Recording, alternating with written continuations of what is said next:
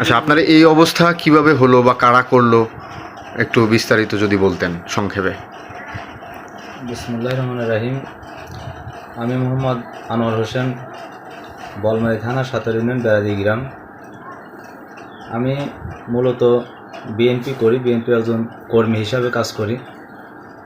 তো এই আমাদের বৈষম্য বিরোধী ছাত্র আন্দোলনের যে শুরু হয়েছিল, সেই শুরু থেকে গত 5ই আগস্ট পর্যন্ত আমি এই আন্দোলনের একজন যোদ্ধা হিসাবে কাজ করে আসতেছিলাম, মাঠে এবং অনলাইনে।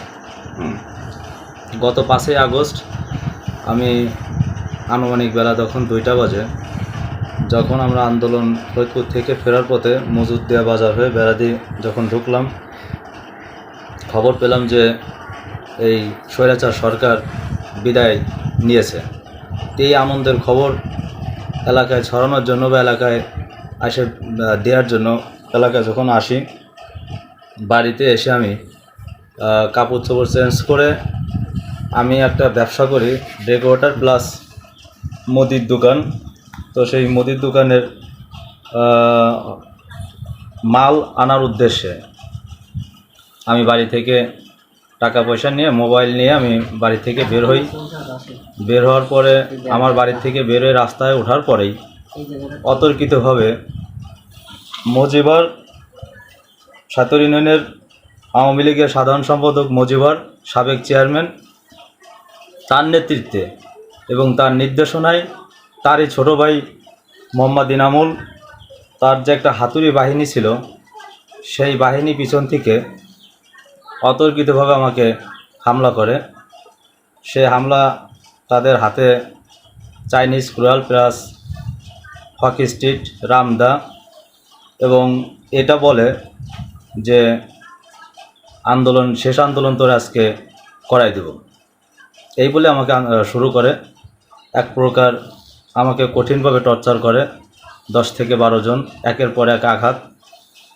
সে আঘাত করতে করতে লাস্ট ফিনিশিং আমাকে মেরে ফেলার একটা ষড়যন্ত্র করে। তা আমি যখন এখান থেকে দৌড় দিই, দৌড় দেওয়ার পরে আমার পিছন থেকে ওই এনামুল চাইনিজ কুড়াল দিয়ে আমার মাথায় পিছন থেকে আঘাত করে, কোপ মারে। তো সেই কোপ মারার পরে আমি ওইখান থেকে মাটিতে পড়ে যাই। পড়ে যাওয়ার পরে আমাকে তারপরে আবার ওরা বলে যে ও তো মরে নাই, ও এখনও বেঁচে আছে। তারপর আমাকে পার উপরে আবার ফিরে আঘাত করে মাটিতে পড়া অবস্থায়। এক প্রকার সেখান থেকে অনেকেই আমাকে উদ্ধার করার জন্য আসে, মহিলারা, তাদেরও অনেক টর্চার করে। 2-3টা গাড়ি নিয়ে আসে, অটো গাড়ি, সেই গাড়িতে নিতে দেয় নাই। পরে আরেকটা গাড়ি নিয়ে আসে আমার এক চাচাতো ভাই, নাম আলমগীর, এবং আমার একটা সম্পর্কে ভাসতে কালো। তাদেরকেও প্রচণ্ডভাবে তাদেরকে মারধর করে এবং তাদেরকে ফিরায় দেয়। সর্বশেষ আমাকে এখান থেকে অনেক কায়দায় কৌশলে আমাকে উদ্ধার করে একটা গাড়িতে নিয়ে ফরিদপুর হসপিটাল, মেডিকেল কলেজ হসপিটালে নিয়ে যায়। তো সেখানে ভর্তি হওয়ার পরে আমার চিকিৎসা শুরু হয়।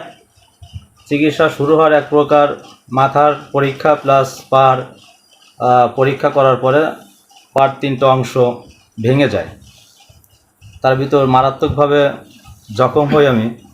আমার মাথা প্লাস এই পায়ের হাঁটু এবং মাথার পিছনে যে আমার যে কোপটা, এটা খুব সিরিয়াস পর্যায়ে যায় পৌঁছায়।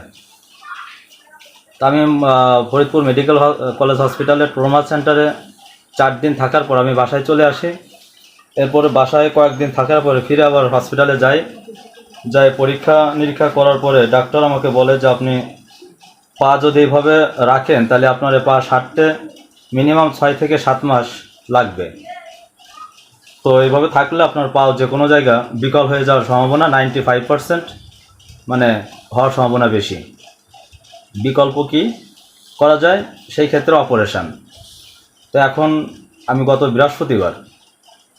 বৃহস্পতিবার আমার এই বাম পার হাঁটু অপারেশন করা হয়েছে। এখানে একটা রিং প্লাস 3টা নাট আমার পায়ে পরানো, এবং শারীরিক পরিবেশ পরিস্থিতি এই অবস্থায় আছে। এর ভিতর দিয়ে যারা আমাকে অতর্কিতভাবে হামলা করছে বা যারা মারছে, মজিবর প্লাস এনামুল তার হাতুড়ি বাহিনী সহ, এরা প্রতিনিয়তভাবে এলাকায় ঘোরাফেরা করতেছে এবং বিভিন্ন সময় বিভিন্ন হুমকি দামকি, মেয়ে ছেলে, আমাদেরকে হ্যান করতে পারলি না, ত্যান করতে পারলি না, এটা করব সেটা করব, এখন রাস্তায় বেরিয়ে দেখ। এরপরে মামলা মোকদ্দমা করা হয়েছে, সেই মামলারও আমরা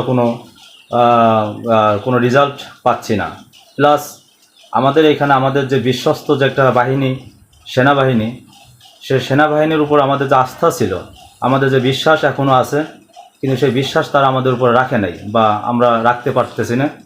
কারণ তারা জেনে এবং না জেনে, বুঝে না বুঝে আমাদের উপরে তারা অতর্কিতভাবে আমাদের কয়েকটা ছেলে বা কয়েকজন ব্যক্তিকে ভীষণভাবে টর্চার করছে এবং বিভিন্ন রকম হুমকি ধামকি দিয়ে আসতেছে। এর পিছনে রয়েছে হলো এই বাংলা 7 ইউনিয়নের আওয়ামী লীগের যে চেয়ারম্যান, সাধারণ সম্পাদক মজিবর মোল্লা এবং তারই এক আত্মীয় আছে সেনাবাহিনীর এক অফিসার, তাকে দিয়ে এই কাজগুলো চালিয়ে যাচ্ছে।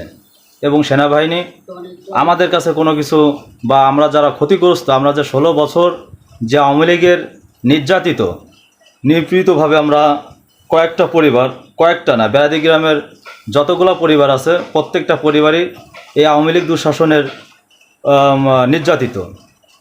এরপরও এই ঘটনা, এই স্বৈরাশাসক চলে যাওয়ার পরও আমরা মনে করছিলাম যে আমরা মনে হয় একটু স্বস্তি ফিরে পেলাম, বা আমরা একটু স্বস্তি সহকারে থাকতে পারবো, আমরা একটু শান্তি সহকারে বসবাস করতে পারবো এলাকায়। কিন্তু না, এই স্বৈরাশাসকের যে শাসক গোষ্ঠী রেখে গেছে, যে পুলিশ, যে প্রশাসন আছে, ঊর্ধ্বতন কর্মকর্তা যারা আছে, এরা এখনও সেই স্বৈরা শাসকের সেই দালালি করে যাচ্ছে। এবং তাদের দালালির কারণে আমরা যারা নির্যাতিত, নিপীড়িত শিকার, তারা ন্যায্য যে বিচারটা আমরা এখনও পাচ্ছি না। তা আমি জোর দাবি জানাচ্ছি ঊর্ধ্বতন কর্মকর্তা প্লাস আমাদের যে অন্তর্বর্তীকালীন সরকার মহোদয় এবং অন্তর্বর্তী সরকারের যে উপদেষ্টাগুলো আছে, তাদের কাছে আমার বিনতিভাবে অনুরোধ যে আমরা এই 16 বছরের যে নির্যাতিত শিকার যারা, তারা এখনও যাতে আর নির্যাতিত না হয় এবং তাদের সঠিক বিচার এই মজিবর সহ, এই বেড়াদি মজিবর সহ, আওয়ামী লীগের সাধারণ সম্পাদক মজিবর এবং তার ভাই এনামুল বিভিন্ন রকমের ব্যবসায়ের সাথে জড়িত। মজিবর আড়ালে থেকে এনামুলকে দিয়ে সমস্ত ব্যবসা বাণিজ্য পরিচালনা করে, বালি উত্তোলন থেকে শুরু করে গাঁজার ব্যবসা, বাবা, ইয়াবা, ফেন্সি ডিল, যত প্রকার ব্যবসা আছে, এবং চাঁদা মানুষের কাছ থেকে, মানে এর আগে একটা আমাদের গ্রামে মার্ডার হয়েছিল, সেই মার্ডারকে কেন্দ্র করে কয়েকটা পরিবারের কাছ থেকে লক্ষ লক্ষ টাকা হাতিয়ে নিয়েছে এবং তাদেরকে থেকে টাকা নিয়ে তাদেরকে গ্রামে বসবাস করার সুযোগ করে দিয়েছে। তো আমরা এই নির্যাতনের থেকে যাতে বেরিয়ে আসতে পারি এবং এদের বিচার আমরা খুব সংক্ষেপে বিচার চাই এবং এদেরকে আইনের আওতায় আমরা নেয়ার জন্য খুব বিনতিভাবে সরকার মহোদয়ের কাছে এবং ঊর্ধ্বতন কর্মকর্তা প্রশাসনের কাছে আমার বিনতিভাবে অনুরোধ। আমি মোহাম্মদ আনোয়ার হোসেন, এই আন্দোলনের একজন সহযোদ্ধা হিসাবে আমার এই অনুরোধ বা আবেদন। ইনশাল্লাহ সবাই ভালো থাকবেন, সুস্থ থাকবেন। আল্লাহ হাফেজ।